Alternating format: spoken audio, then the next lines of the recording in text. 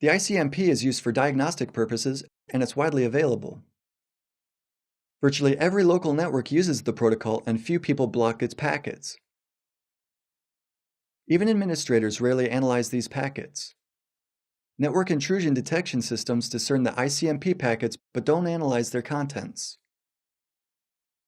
As you can see in the picture above, you can send data in ICMP packets.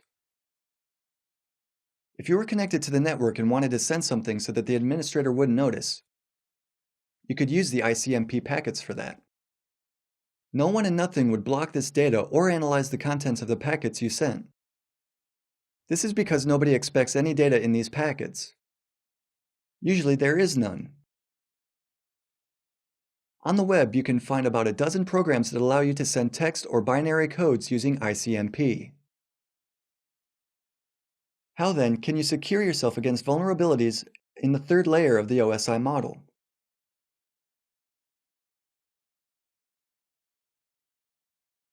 One of the solutions consists of dividing the network into smaller segments called subnets. We'll elaborate on that later on. Another is monitoring all packets passing through the layer. To ensure that no packets are sent or received without your control, you have to monitor IP and ICMP packets.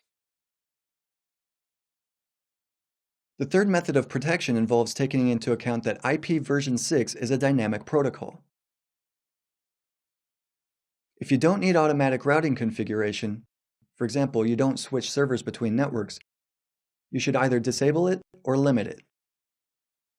You should also limit the list of IP addresses of routers you'll accept advertisements from. The network layer is the first layer of the OSI model that can be secured using protocols. In this layer, you can see the IPsec protocol. Because it works in the third layer, it's less visible for applications working in the seventh layer. We'll discuss the IPsec rules during one of the next lectures.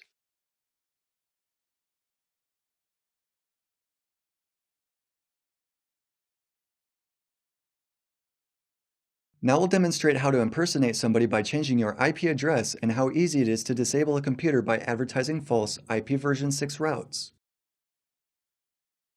We'll also learn how easy it is to perform IP spoofing in order to hide the IP of the computer used for remote scanning.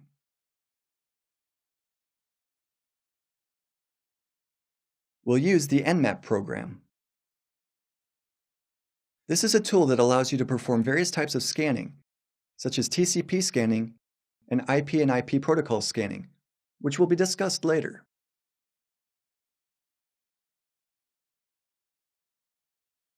It can also be used for IP and MAC spoofing. IP version 6 scanning can also be performed. First, we'll hide the real MAC address. We'll change it to a random address chosen from, for example, the pool of addresses of Apple network cards. Then we'll hide the real IP address. We'll use IP addresses which will be interpreted by the victim as computers that try to establish connections with it. To make it convincing, we must use only the addresses of computers currently online. At the moment, we're sure that the computer identified by IP number 192.168.0.115 is online. We can also use Nmap to generate a number of random addresses to use. We have to type the real address in as well. If all packets had false addresses in the sender IP address field, we wouldn't get a response from the victim's computer we were trying to perform the scan on. As a result, we would learn nothing about it. If the real address comes 6th or 7th, most network intrusion detection systems won't save it. For efficiency reasons, these systems usually only save the first 5 addresses. We choose the scan type, for example, TCP stealth scan. Also, we have to select the port we would like to scan. We choose standard TCP ports ranging from 1 to 1024. The last thing we have to do is determine the scan target. In a later part of the seminar, we'll learn how to monitor data passing through the network using Wireshark Network Analyzer. I highly recommend you return to this exercise once you get to know the program. With Wireshark enabled on the server you perform the scan on, you'll be able to see which sender IPs show up on the computer being scanned. It'll turn out that there's more than one, 6 for example. Only the 6th IP will identify the computer that actually performed the scan. Because only a sixth of the packets sent returned to us, the scan will take longer. When it's finished, we should be able to observe TCP ports on the target host ranging from 1 to 1024 are open. Let's have a closer look at one of the tools that are included in Backtrack.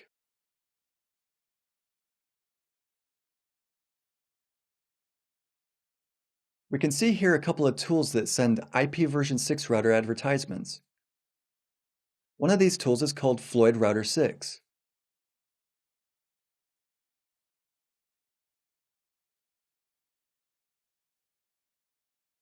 The only thing we have to provide in the program is the interface through which the advertisements need to be sent.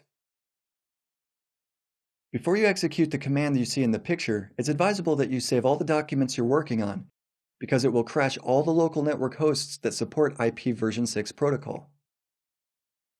All of the computers that will be affected are running under Vista and Windows 7. We analyzed the first 3 layers of the OSI model: the physical layer, the data link layer, and the network layer. We also learned about the vulnerabilities characteristic of each layer and the ways to mitigate those vulnerabilities, which is the topic we will also elaborate on during the next modules. Thank you for your attention.